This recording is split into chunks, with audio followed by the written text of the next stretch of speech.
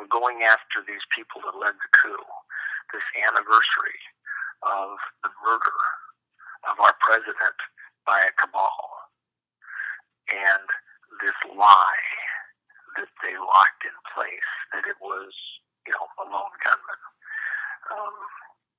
Anybody that still believes that, I think, is just not being honest, doesn't want to be part of this adult conversation. The 9/11 was done by some terrorists in the mountains in Afghanistan. President Trump has said, before he's done, we will know who brought those buildings down. And I don't think he's going to disappoint us.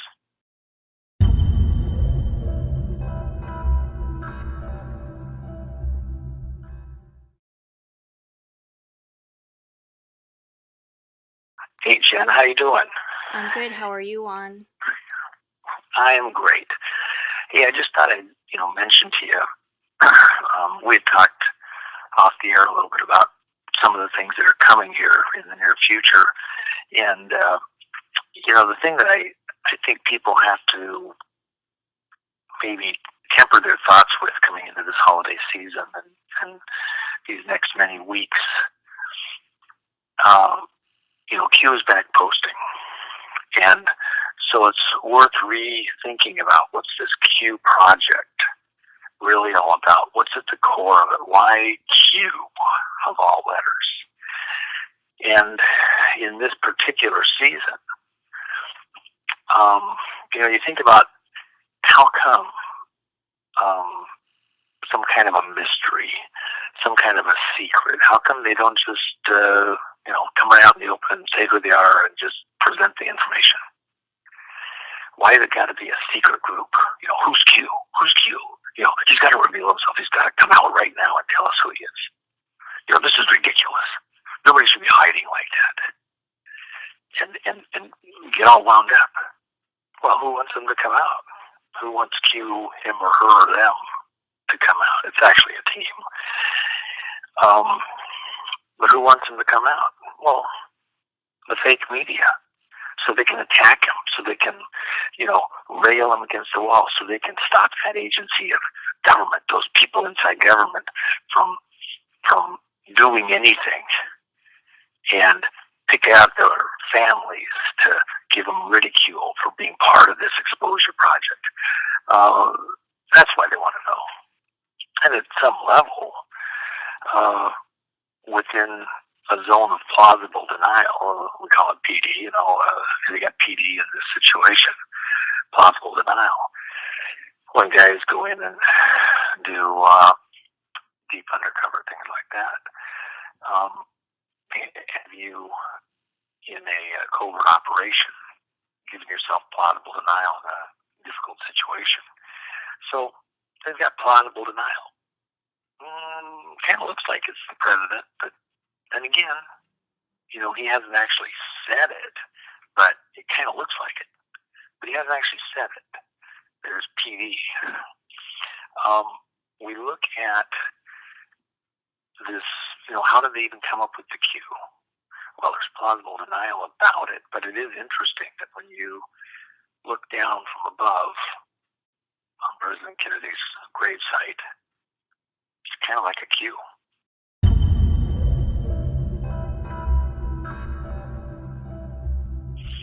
And within this cabal, these conspirators who exist in our government between elections, and they're over and above the regular GS level employees up to 17. This SES type group, Senior Executive Service, who's the group that holds power for continuity in government between administrations, between elections, or in case of some kind of national emergency.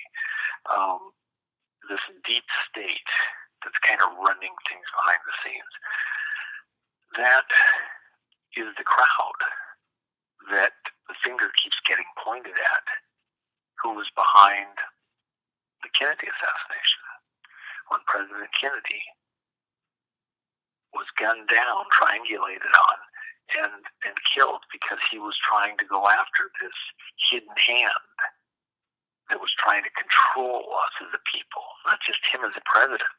See, people keep getting that wrong. They think that it was only against President Kennedy because he was doing certain things that they had to take him out. No, they were against us as a people because we elected a guy, and then he was trying to do what we, the electorate, wanted done, and they couldn't have that. They couldn't have us get control of our country back. So the guy that was the figurehead, trying to help us rein in government and make it the servant of the people as opposed to an oppressor of the people, a manager of the people, an overlord of the people, that guy has to go because he's going to get people thinking they actually run their own country and have decision power over their country. You can't have the cows running the barnyard. So this Q acronym, one of the interesting things, the number of Osiris, who's this focal point of the cult, the Washington Monument, the center of Washington, D.C., the number of Osiris is 17. That was the death and resurrection day of Osiris. When ISIS went out, found all the parts and pieces of his body except for his penis, and she fashioned one out of stone and had sex with it and then had a child by him, the dead corpse. You realize this is a religion that is based in the capital of our country. And the religion is built upon a belief that the child, the gods they worship, were born through a death ritual ceremony. It's all based on death. Those that hate God love death. The Q drops that occurred a couple days ago, saying that this is a battle against principalities and powers of darkness in high places. Absolutely true. This is a spiritual battle. I've said it with your audience and other audiences, Jennifer, that this is about a heavenly course or a hellish course. So we look at this Q project. Q is the 17th letter of the alphabet in English. And that 17th letter, it's the Osiris number. But we're reversing the magic, unwinding the spells that have been cast on us as a country, going back to the core, re-owning the numbers for ourselves. It's like I've mentioned to your audience before, Jennifer, 5 to Christians from a biblical perspective, from a Jewish perspective, including a Muslim perspective, Old Testament. 5 is the number of grace from a godly perspective, a divine perspective. But to this cult, the occult, this cult that has rooted itself into our government, this deep state, this dark state that is ruling and controlling us and through us in our efforts in the world, that dark state for 5, that's the number of death to enemies and defense. That's why our Pentagon has 5 sides. So these numbers mean things. If we're going to own these numbers back, starting with Q, that's this most important number that the center of Washington, D.C. is built around. And the grave site of President Kennedy, if you want to look at that as a Q, that was them putting their stamp like a boot print over his body. We did this. Gotcha. But the reversing the spell, the holding this back. Remember, when we talk about mystery sites and black magic and hidden secrets, What's the most secret site in North America, arguably, from a military perspective? Well, it's Area 51. You talked about it the other day in Representative Gossard's tweet, where he artfully says Epstein didn't kill himself. His tweets. That was beautiful. That was so, apropos. But he had the 51 in there, a deep dark secret. Well, what's 51? 3 times 17. What's our super secret military site here in the U.S.? Area 51. So they stamp their numbers all over the place. And why 51? Why 3 times 17? Because in the occult, 3 times magnification of a spell is the maximum power of a spell. If you're going to do a spell, if you're going to do a ritual, if you're going to do magic, you do it with 3 times magnification. You do the exact spell, but then you do it 3 times to get the maximum power and project it as hard as possible. So 3 times 17, the Osiris number, Area 51 is the maximum power of the spell, the maximum dark magic, the maximum mystery. 17 is this core number to this cult. So by owning that number back for ourselves, that's a big deal.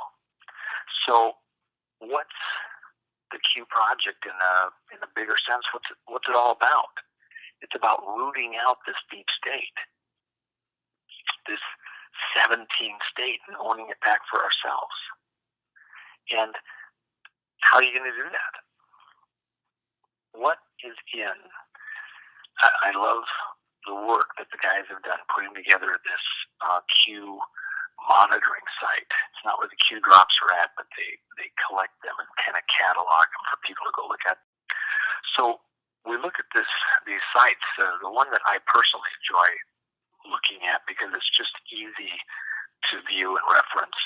It's not as hard as getting onto Acun or JUAN previously, and they catalog all the Q drops for us to be able to go quickly and reference.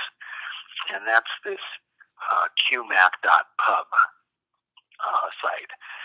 And they have a lot of categories in there where they've got research and memes and all sorts of things. So you can look right there quickly and see the drops, and they're real because they vet and make sure that they're real drops, not fakes, and give them a number. So they have an area there called sealed indictments.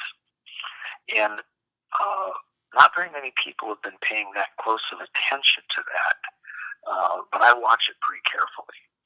And they update it from time to time. So these sealed indictments are cases that have been presented to a grand jury.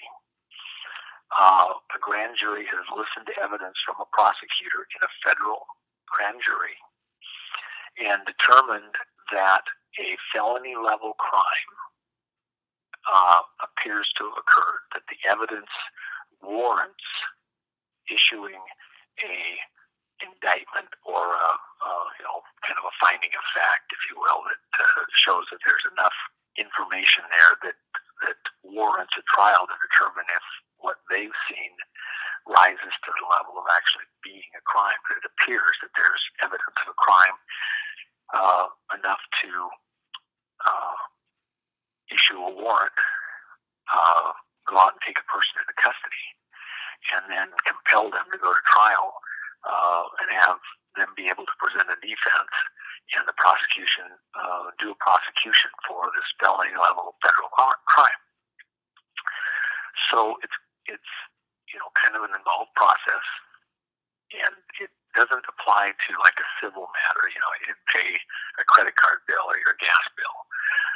It's not a misdemeanor. I was speeding, going too fast on the interstate, and I didn't pay my traffic ticket or something like that.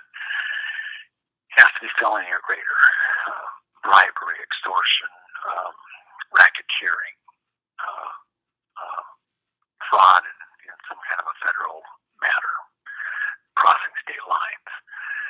And so in a normal year, over many, many, many decades, on a running average, those types of sealed cases usually only amount to 1,500 or so, kind of as a running average in all the judicial districts around the country, which it's like in the 90s.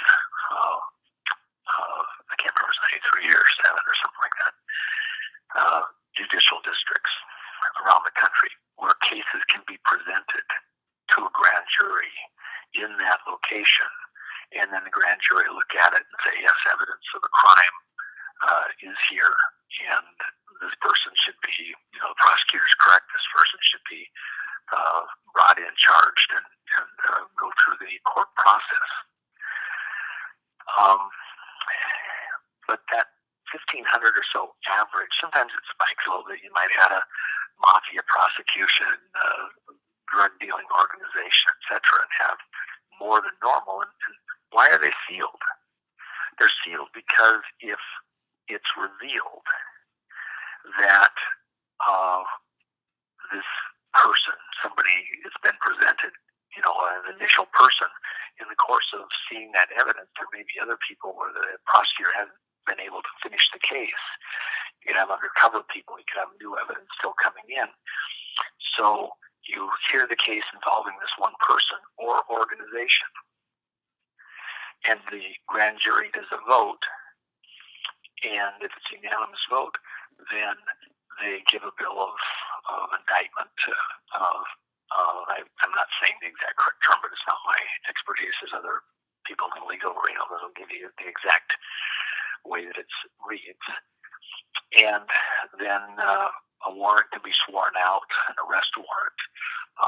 But all of the details given to the grand jury are then sealed, and they're not released until the person has actually been arrested and booked, and the charges are, they're aware of those charges, and that's when the unsealing begins.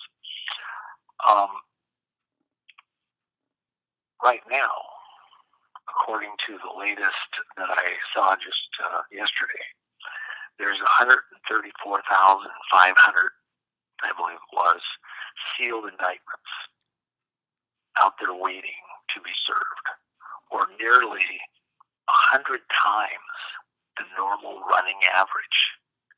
Now, you got to think about that, Jennifer. It's not 100% more. It's not 10 times more.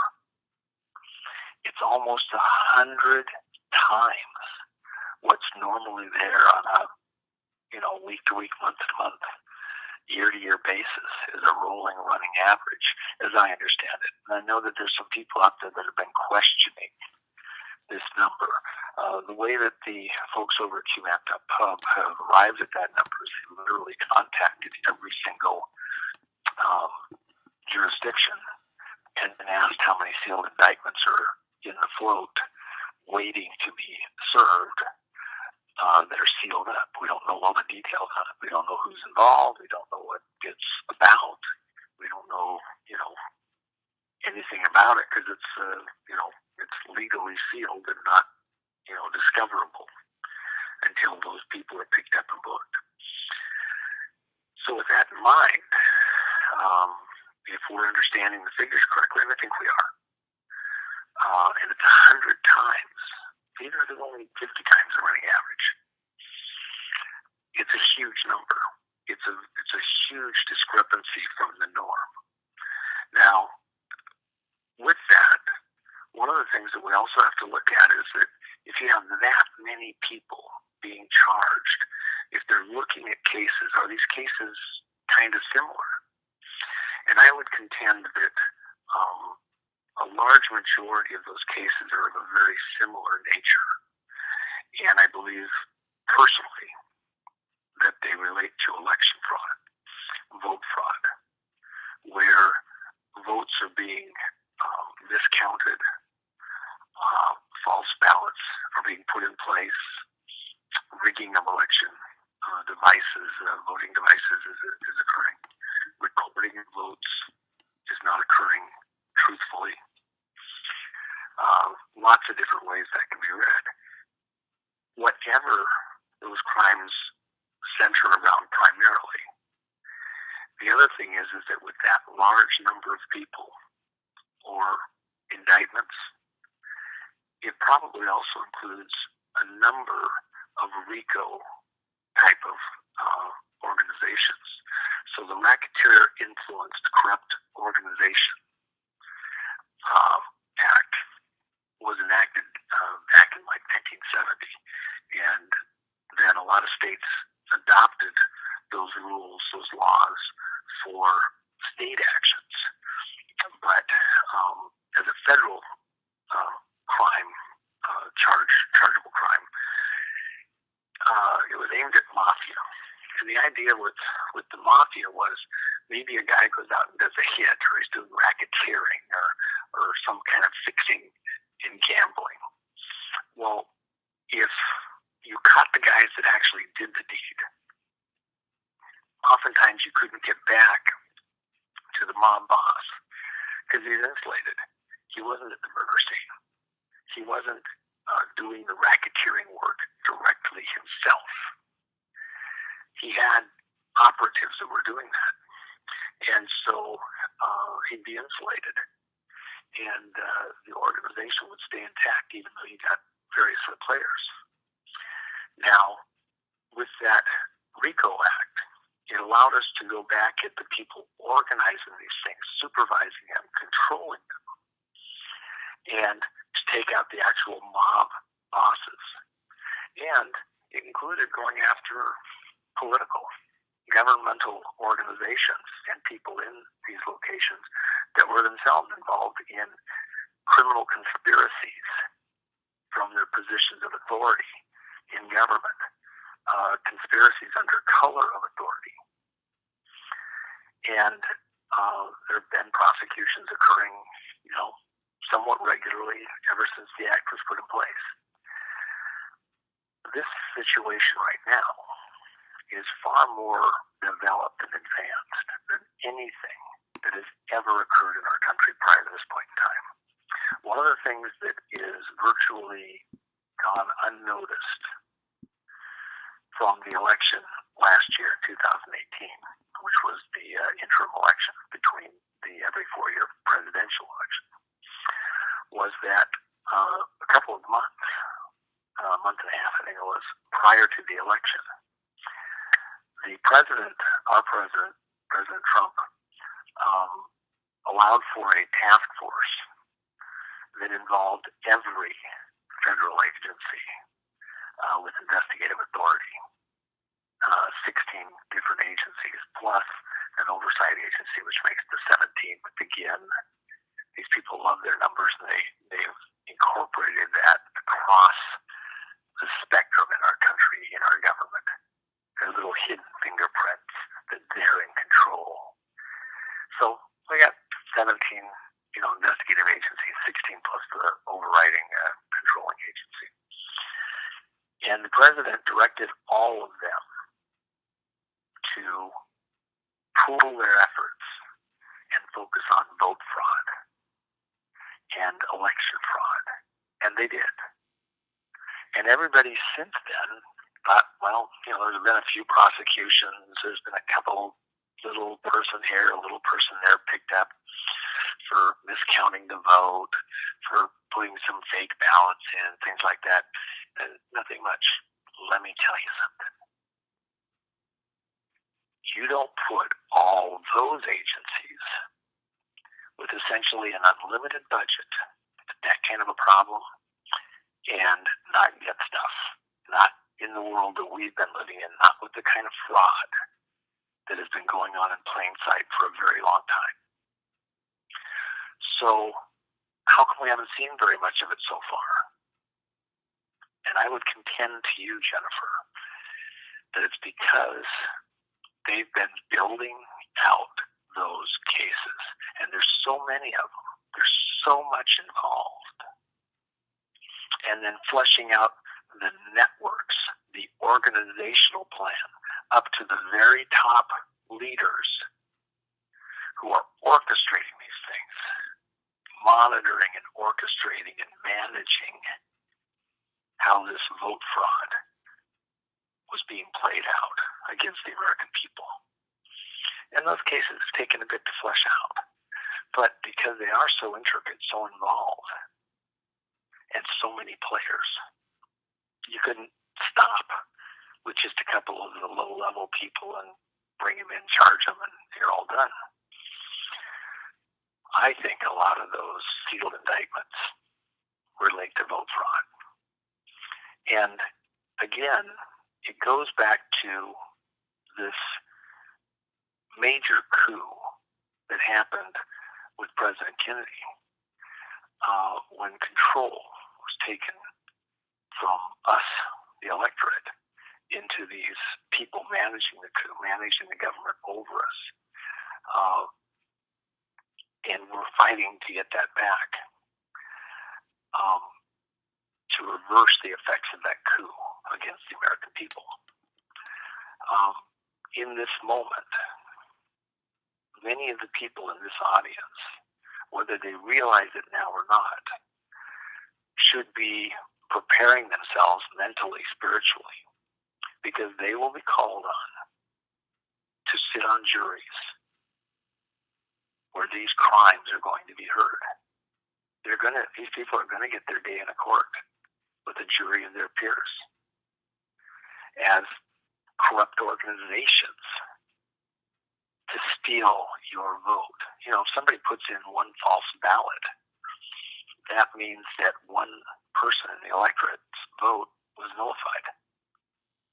And they're always to one side. So if you have those votes going to one side only, you can throw an election, you get 10,000 votes wrong, that's, 20,000 votes total, 10,000 going to the other side and nullifying your 10,000. It's a shift of 20,000 votes.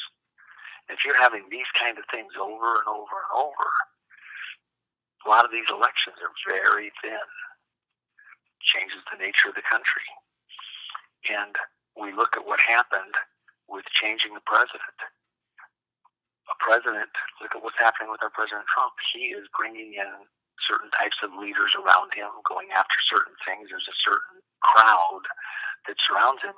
You change that president and the crowd down below him all starts changing also. What are we having to root out with these hearings right now?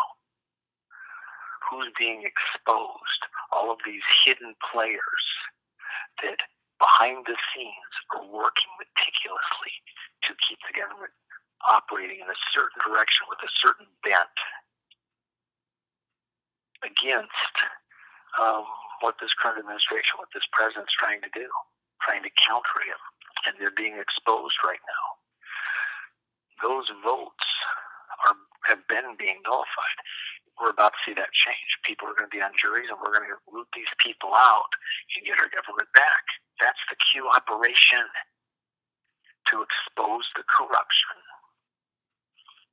the corrupt people, these hidden organizations in our society, in our government, that are working against the broader interests of the people.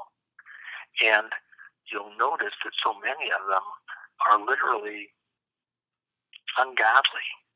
They don't have a conscience about the things they're doing. And so when the Q team quotes a scripture and says it's a spiritual war, it really is. There's a scripture that I've mentioned before, I think even on your show. Who will be valiant for justice sake? And that's the challenge to your audience and similar. We're about to see these prosecutions begin, these sealed indictments being unsealed. Why? Because they are unsealed after the person is in custody and been booked. And then they're unsealed. And we're going to see a large number of people suddenly incarcerated. And maybe we'll see the arrests, maybe we won't at the moment they happen. we may understand or not understand, but they won't be in complete secret. Those people that think there's going to be some secret trials and nobody's going to hear about it, and people are going to be arrested everywhere, nobody knows what's going on. You're not picking up 135,000 people off the street and nobody knows what's going on. And conversely, let me just add one other detail, Jennifer. An indictment can have multiple people on a single indictment. Conversely, one person can have multiple indictments against them. We don't know what the true number is going to be, but it's going to be radically higher than anything we've ever seen before, is the way it's looking. And we need to be ready for that, and then within our community, this Q community, understand that there's going to be a lot of questions amongst our neighbors, friends, and other people, and they're going to be, trying to figure out what this is all about, make sense of it. This isn't a time for gloating, I told you so. This isn't a time for, I knew this was going to happen, I told you this was going to happen. Take a deep breath. Relax. A lot of people are just now waking up. It's not about I told you so. It's about being available to give perspective, to be a fellow citizen, and understand that a lot of those people that will just then be waking up will also be called to be jurists in these proceedings. Some of them will go to military courts and tribunals because some of what we're seeing is treason.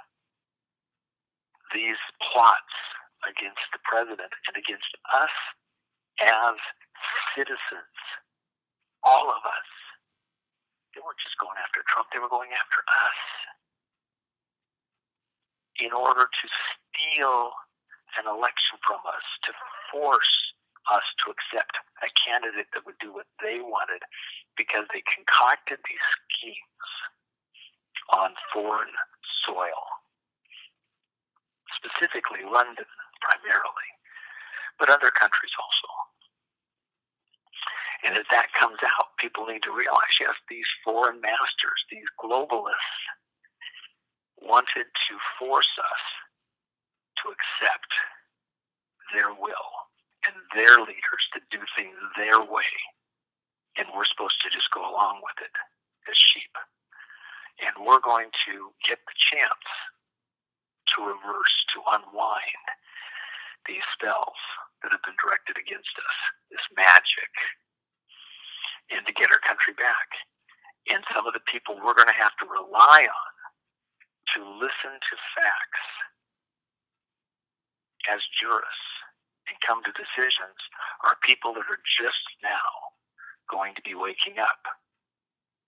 We don't want to be unavailable to them to help them to understand, to see what's happening, to do the mental calculation so that as they're called on, they can come to American-centered decisions that are in the best interest of America and each other and, frankly, the world. Because the world is watching. The world is watching how we will deal with this so they themselves will be able to do the same thing in their own local environment. Because these people are trying to control the whole world. We're just one of them. And in this season, in this moment, with the Q operation coming back online, with these arrests just moments away, what are we coming to as far as an anniversary of the country? The day the coup went to a whole new level in our lifetime and killed our president, who was trying to work in our behalf to keep us from war, keep us from nuclear conflict, and was fighting these people internally, as President Eisenhower said in his speech so famously. This military industrial, and today we would have political media complex that's trying to control us and working day and night to engineer a way to keep their control over us, over our minds, over our hearts, over our country, over our physical energy. like vampires, to do their bidding their way. And it's sites like yours, Jennifer, where by presenting this information, we reverse the magic, unwind it. Yes. Does that work for you, Jennifer? Am I getting all the information you needed to hear? Yes. When Q posted recently about indictments coming with 2019 in brackets. So, are we looking at the next 6 weeks, or how should we interpret that? Well, the indictments are coming. I think that that's probably most specifically referring to some of the activity that's been exposed in these congressional hearings. Okay. And that there's more indictments to come. We're not done at 134,500. There's more to come. But it can also be read that these indictments that are sealed are coming as actual indictments to be served. And so I think you can read that either way. I don't think we're anywhere close to done identifying all of the criminal activity and criminals that we are going up against. We're nowhere close to being done. But we're reaching a point, there's a point where you have to finally start the process in earnest. And while there's been people being picked up, things being exposed around the country, especially go to the sex crimes and against children, things like that, some of the local election fraud, etc. They've been diligently exposing and prosecuting those things, starting prosecutions. But this is something going to some much broader, deeper level. And so, yes, I think the indictments that are about to come, much more than just the ones that are currently there waiting with sealed indictments. And not all of those are going to get served here in this calendar year, but there's many that will. Again, I anticipated many of those to happen last year during the Thanksgiving to Christmas period, and I did a couple of shows over at Able Danger and Housewives talking about what the Q team has written telegraphed into their communications about the revolutionary period as a country, and going after literally the Brits who were controlling us. And here we are in a situation where, frankly, it's Brits, people in Britain. Halper was working out of Cambridge in Britain, dual citizenship. These intelligence agencies were really being managed out of Britain. That was their place to go hide out with Comey and FBI and Brennan and all these players. Halper was a tool of Brennan. This was down in Italy and Greece. These connections, and Halper using somebody out of Turkey, female spy out of Turkey. Also Mossad's in there. CIA, MI5 and 6, FBI, and Mossad, and all the Five Eyes. They were all involved in this operation, trying to manage us as a country from foreign soil. So, we're going to go back and take back our country from these foreign operators. By the way, just as an aside, we go back, and I've talked pretty extensively about, certainly this revolutionary period as a country, and then the Q team's references to the Revolutionary War. And those dates that they frequently cite are these dates in that November-December era. The other thing is that we're talking about election fraud. Still, we haven't gotten justice on the whole Fuddy epic, Loretta Fuddy. This is a war with people inside CIA. The sub that was brought in to deploy the vehicles that were used, these underwater vehicles, at that crash site. maybe some, the misuse of those military assets in this hoax of this plane crash, those are military crimes. The funny thing isn't over.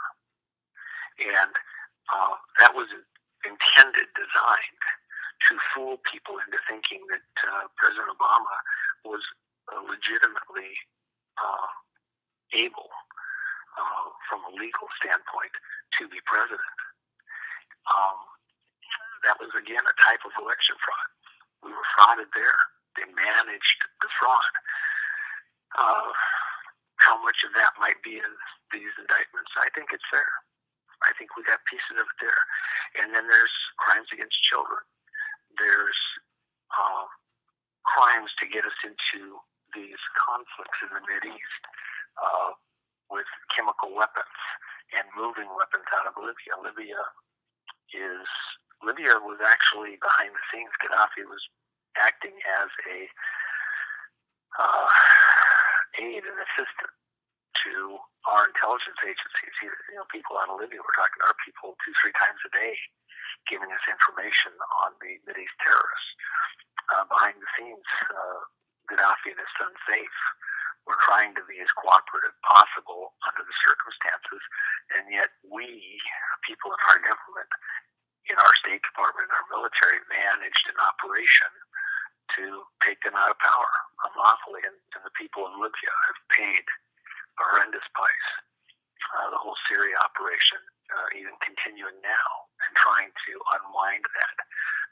This origin devices, what are we going to find out about that as those records get released? And are there RICO crimes included in these sealed indictments? I think so. I think we have to be prepared for a lot of unexpected twists and turns. And but I think the main thing I wanted to leave with your audience right this moment, we're in that season. We're going after these people that led the coup, this anniversary of the murder of our president by a cabal, and this lie that they locked in place, that it was, a lone gunman. Anybody that still believes that, I think, is just not being honest, doesn't want to be part of this adult conversation. That 9/11 was done by some terrorists in the mountains in Afghanistan. President Trump has said, before he's done, we will know who brought those buildings down. And I don't think he's going to disappoint us. So with that in mind, we have all sorts of things that could be in those indictments that would be revealed, that cross the gamut, that go to frauds against us and the people and against the world, and will shock the world. And we need to be prepared to have those conversations with our friends and neighbors, people we work with, in a collected, sane way, not dancing on somebody's grave because they were wrong and we were right, not unapproachable because we're too full of ourselves because we knew it before anybody else did. Take a deep breath. If you woke up a little earlier than everybody else, or people around you, a little humility will go a long ways. And be thankful that for some God-inspired reason, in this spiritual war, which we really are in, that you're available to those people. Make yourself available to have these conversations as they wake up and get their bearings. You and I, Jennifer, talked about a situation that I had years ago where I was dehydrated, got disoriented after an extended period of very intensive travel. And that I literally was hallucinating due to that dehydration. It was very real to me how you can lose your bearings, and it takes a bit to regather them and get the details people around us. It's not because they're the worst person in the world, they weren't paying attention or whatever. They're under a spell, they're in an illusion. They're, dehydrated. Be there to give a cool glass of water, give them a few moments to collect themselves, figure out their surroundings, and reorient themselves as we, as a nation, reorient ourselves and take to our feet to defeat these monsters in our midst, these giants, and cut them back down to size, incarcerate them, cleanse our country back out from these evils done in our name, and then be the light to the world to bring the world back into right relationship with our Creator. That's what I have for you, Jennifer. That's a very good one. Does that work for you? Yes, it's very good information. I'm just itching to ask this, and I don't know if I'll put this in the video, but I just... Oh, you're welcome to. If you like it, anything we talk about is yours. Oh, okay. Oh, well, no, but this question is, as these indictments pile up, I just feel like, I'm asking myself, but I feel like the audience is also asking, but when are the arrests? Are the arrests right around the corner? Because I think they're going to be asking that. Sure. Well, again, we're in that season where the Q team is leaving themselves options. And there's a lot of things that have happened that were sort of unpredictable. You didn't know quite how it was going to shake out, what witness might turn a different way. All I can say is that we are in the harvest season. You look out across the field, some of them are at lower elevations, some of them are at higher, maybe some are more moist or dry, and it tells you where you've got to start with harvesting. But it's a process. And then there's kind of a large window, depending on where you're at. This team, from a prosecutorial standpoint, the president isn't telling them that they have to arrest by a certain date or do certain things necessarily. There may be some from the military side where you have more ready control on that legally, and from an optics standpoint, that it's, okay. But from an optics standpoint, we're not slaves to the numbers. We're not hitting dates absolutely, but we're within a window, a season. And we're in that harvest season right now. And that's kind of an important distinction. We can look and see that, the storm is upon us. This is all coming to a head. And it's not going to play very much longer over in Congress. There's not a there, obviously. It's becoming more apparent by the day. And so as they run out of, their latest gotcha fairy tale, and it's clearer and clearer for everyone to see just who it is that we're dealing with, then we can proceed with these prosecutions. So how long? I think we see a lot of them. It's a year later than I anticipated, but I think during this holiday season, some of the crimes are going to involve politicians at the federal level. And you can't arrest congressional members, senators, while they're in session. So they'll be taking the holiday recess. If some of these crimes involve federal crimes involving politicians at the federal level, you might only realistically, reasonably be able to arrest them during that period. And you may not want to arrest one person where another person might get away or not be reachable by you legally. So you hold some of those arrests until you can get them all in a very narrow window. So again, I was wrong last year. I don't know if I'll be wrong again this year, but my gut is that we're going to see those during this holiday season here shortly. And then I'll just throw it out there. I think it gets more difficult to proceed with the political arrests if those are there, and I think they are for a lot of reasons, including, as I just mentioned, these Mideast crimes related to the Arab Spring and trying to start a war in Syria.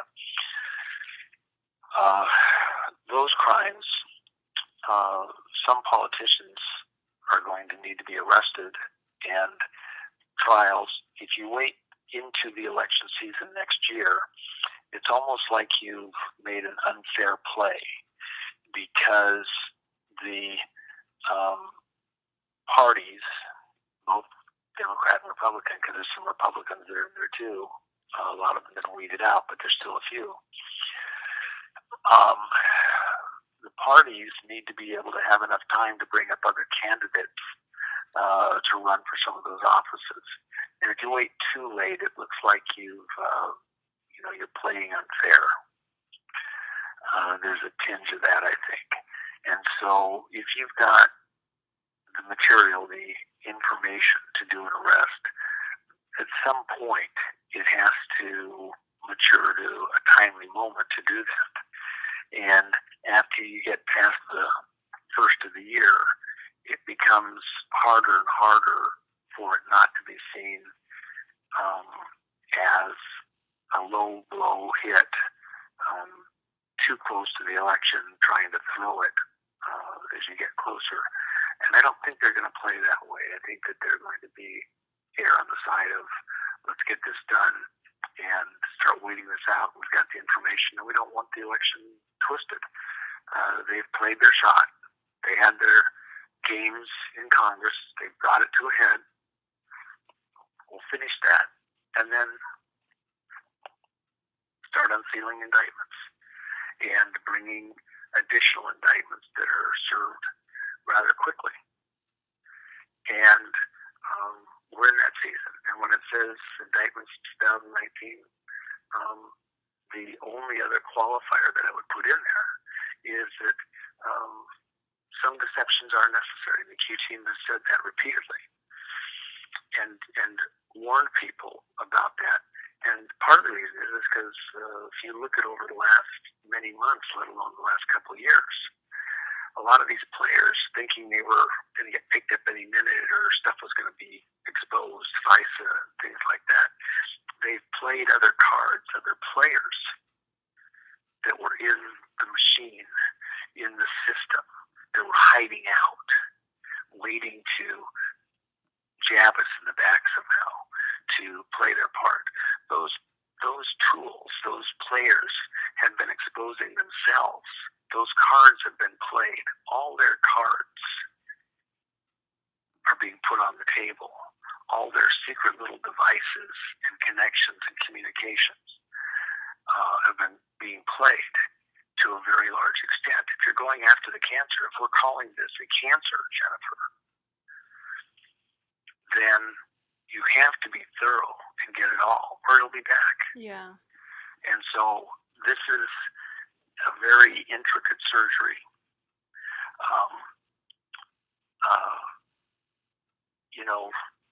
This word of God is sharper than any two-edged sword. It cuts very finely. It divides very finely. And it's a very intricate moment to go in there carefully and to pull up the bad seed at the harvest time and not before, so as not to damage the good seed, separate it apart, and put the good in one pile and the bad in the other. But you wait till the harvest. That's the biblical scriptural principle. We're at harvest time. So let's separate the bad seed out. Let them show themselves. They've come to full maturity. It's obvious to see who they are. They're revealing what they had. And for the good people, the good seed to also be seen and to express and do what they do. This is this moment we're in. And while the arrests, I think, are going to happen shortly. The playing out, the exposure, the discussion on these things will take a very long time. Probably the rest of this president's next term. But a lot of it will play out, and we'll be aware of it during this election cycle. And people are going to, this next election is very much so going to be a choice between good and evil. And not everybody's going to choose good. Just because it's clear good and evil doesn't mean that some people don't choose evil. But at least they'll have to own it, and it won't be in the dark. And if people want to choose that way, other people are going to say no and walk away. So putting it all out there for everyone to see, letting it be seen. And I've said this in other locations several times. There's not going to be secret trials to a great extent, because that's part of the cleansing of the country. There will be some. There will be some things that have to be done in secret, because there's some things that just shouldn't be known. But there's other things that are going to be people are going to have to know about. And we, in order to have this cleansing of the country, this washing clean of the country, this choice between good and evil, people have to see what the evil is that's been done in their name, with their life energy. Your tax money is your life energy.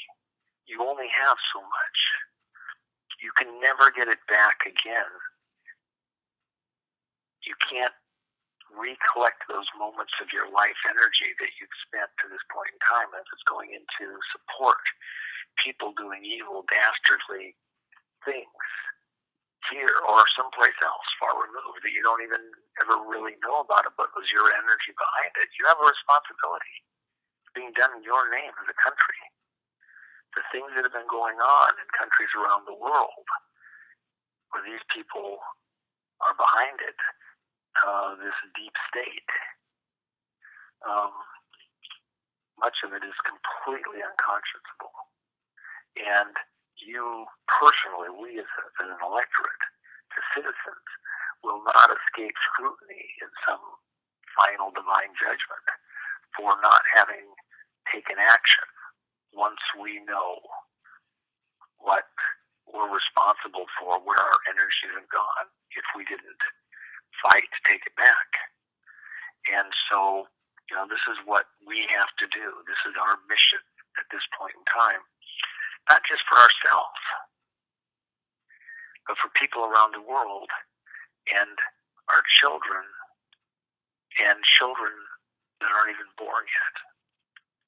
They will live with whatever we do, good or bad.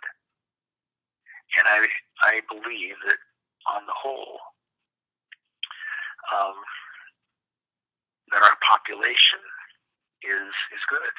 De Tocqueville came over to America, and he traveled America after we had been born as a nation. He went all through the countryside and met people and talked to people, business owners, politicians, people in churches, mothers, schools. He traveled the country, lived in people's homes. Thanks. And what he said, what his conclusion was, after all of this travel, looking at America coming over from France, what he said was that it was this innate goodness of America at this grassroots core level that made America so great. And from his perspective, he said, America will cease to be good, or cease to be great, America will cease to be great when America ceases to be good. And right now, that's this moment. Are we, as individuals, as people, seeking to be good? Are we actually being good? Are our energies, our life energies, doing good things? Or are our life energies being sucked off of us and diverted and used to to do evil. I mean, really evil. Horrible evils for somebody else, other groups, for their globalist ambitions. And if we seek to be great, the road to making America great again, as de Tocqueville saw it, was that we, at this core level, must be good again. And that's what this is all about. If we're good again, in this kind of a basic, generic sense, we'll be great, and we'll fulfill our mission as a people to the world. Light and salt to the world. That's my wish for your audience, for all of us. We can cleanse this evil, be good, and on that path, find greatness again. Amen.